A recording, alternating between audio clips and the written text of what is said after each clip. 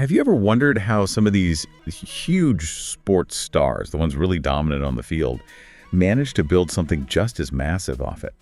Financially, I mean. Yeah. What are the mechanics behind that? How do they build up that kind of serious wealth that goes way beyond just playing the game? Exactly. So today, we're doing a deep dive into, well, the pretty extraordinary financial world. Yeah. It belongs to one of football's most, let's say, dazzling talents, Neymar da Silva Santos Jr. Neymar, basically. Right. And our mission here, looking at the sources you shared, is to really pull apart the pillars, the foundations of his huge net worth. We're not just looking at the final number, how much he's earned, but more importantly, how he actually built such a solid, diverse financial base. Right.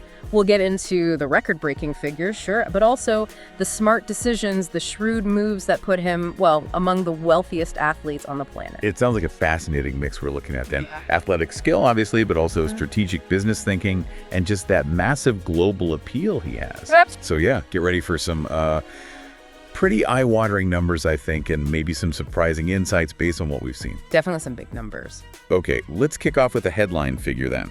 As of 2025, the info we've got suggests Neymar's net worth is estimated around, $350 million. That's the figure, yeah. Or about $279.5 million.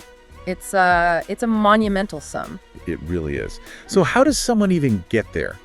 Primarily from a sport. Let's unpack that. Well, it's definitely not just one thing. The sources make that really clear. It's multifaceted. Right. His fortune isn't just like a lump sum. It's built carefully on these distinct pillars, as the sources call them. Pillars, okay, I like that. Like you've got the huge record-breaking transfers, then the massive salaries he's commanded, plus incredibly lucrative endorsement deals. The endorsements. Yeah, and on top of that, savvy investments and actual business ventures he's involved in. Okay. So it's not just about, kicking a ball. It's really a full-fledged enterprise, a business. Let's dive into that first pillar, then the transfers. This is where it gets really interesting, right?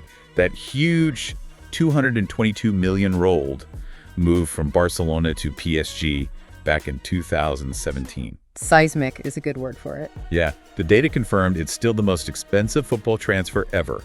That one transaction must have just massively boosted his financial standing. Oh, absolutely. It was a game changer. Not just for his bank account, but it kind of reset the whole market at that elite level. How so? Well, it showed clubs were willing to pay sums that were previously, almost unthinkable for a single player. It highlighted players like him as incredibly valuable assets. Right, almost like a commodity in a way. In a sense, yeah. These moves, they're not just about where he wants to play football. They function as major financial events for him. And that PSG move wasn't the only big one. No. Remember his move to Al Hilal in Saudi Arabia in 2023? That was reportedly a US $98 million transfer fee. Another huge injection of capital. So these transfers are like massive boosts along the way. Exactly. Significant equity boosts, you could almost say, for the player himself. Okay, but transfers are sort of one-off events, even if they're massive. What about the steady income? The day-to-day earnings? Right, the salaries. And throughout his career, Neymar has consistently been right up there with the highest earners in the world. While he was at PSG, for instance, reports put his annual salary at around $78 million. $78 million a year. Wow. Yeah. And then that moved to Al Hilal. His earnings apparently skyrocketed to about $107 million annually. Okay, so that put him right near the very top globally then. Absolutely. During his time there, he was one of the highest paid players anywhere. There's been a more recent twist, hasn't there? Our sources mentioned his return to Santos, his boyhood club. Ah, yes. That's a fascinating development. It involved a pretty significant pay cut, didn't it? Down to around $500,000 for a 6-month deal. That's the report, yeah. A huge difference from the Al Hilal numbers. So what does a move like that actually mean for his overall financial picture? Does it make a dent? It's interesting.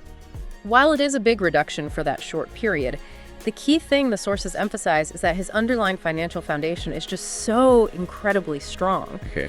Decades of extremely high earnings mean that even a temporary adjustment like this, it doesn't really change his status fundamentally. So the empire is pretty resilient. Exactly. He's built up so much over such a long time. It speaks to the strength of having those multiple pillars we talked about. Right. Which brings us nicely to another one of those pillars, the off-field stuff. He's described everywhere as a commercial powerhouse. How critical are endorsements to the whole picture? Oh, they're absolutely vital. Crucial, really. They provide this powerful, consistent income stream completely separate from his playing salary. And we're talking big deals here. Huge deals. That long-term partnership with Puma, for example, that's reportedly worth £23 million a year. 23 million pounds per year, just from Puma. Per year. And that figure was apparently much higher than the deal he had with Nike for 11 years before that. Wow. Okay, so these aren't just small side gigs. Not at all. They are strategic, multi-year partnerships designed to leverage his massive global appeal. And it's not just Puma. He's been the face of Red Bull, Gillette, Beats by Dre, Replay Jeans, MasterCard. The list goes on. A whole portfolio of blue chip brands. So are these just typical endorsement deals, like wear the shoes, appear in the ad? No. Or is there something more going on? Often there's more to it. They can be strategic partnerships, sometimes involving longer commitments, maybe even equity in some cases, not just a flat fee. Right.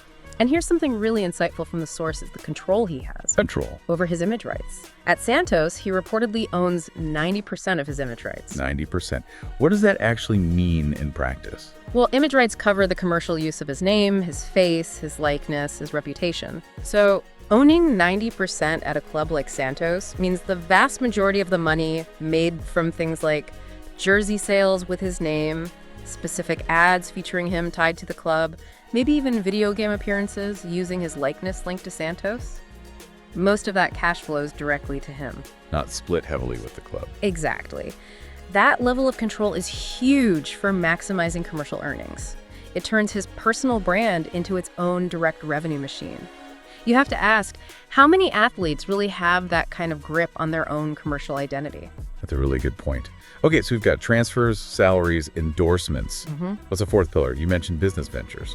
Yes, he's not just earning money from football and ads. The material suggests he's actually quite a shrewd businessman. So he's actively investing and building things himself. Seems so. He's made strategic investments in different areas: tech, real estate, entertainment. Interesting. Tech in Brazil. Yeah, involvement in Brazil's growing tech sector is mentioned, which suggests he's looking at growth markets, not just established ones.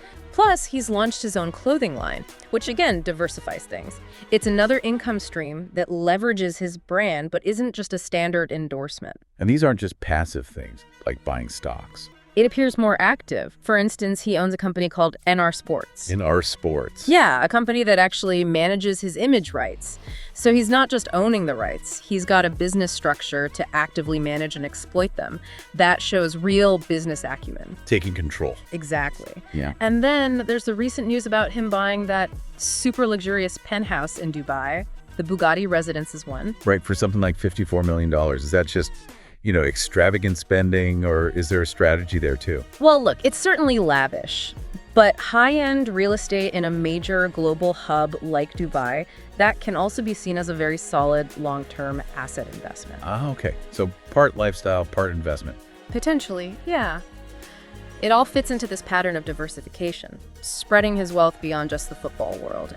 And that diversification is absolutely crucial if you want to sustain this kind of financial empire long after your playing days are over. It makes sense. He's not just relying on one tap. He's built a whole network of pipes, essentially. That's a good way to put it. Multiple streams, actively managed.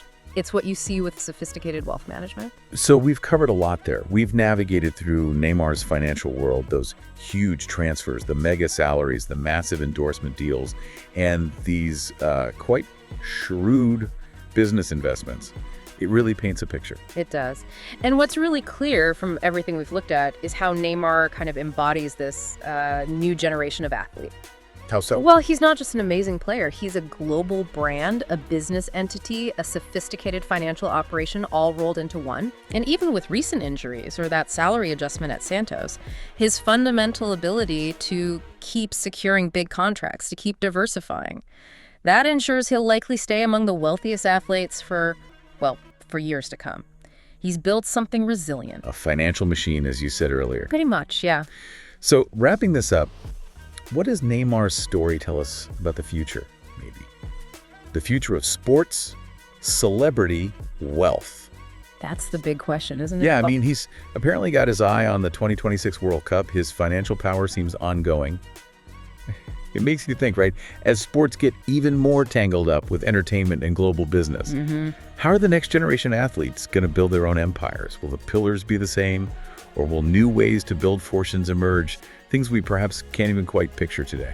It's fascinating to consider. What will that next evolution look like? A really interesting thought to leave things on.